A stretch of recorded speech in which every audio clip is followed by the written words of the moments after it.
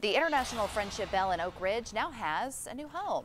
In the 1990s, the city installed the bell as a gesture of goodwill following World War II. A forklift moved it to a temporary spot near the site of the new Peace Pavilion. Crews say it was seamless. It went very well, went very smoothly. We had the right equipment, the right people. We were able to get it loaded up onto a trailer and brought around the park, so a very smooth move.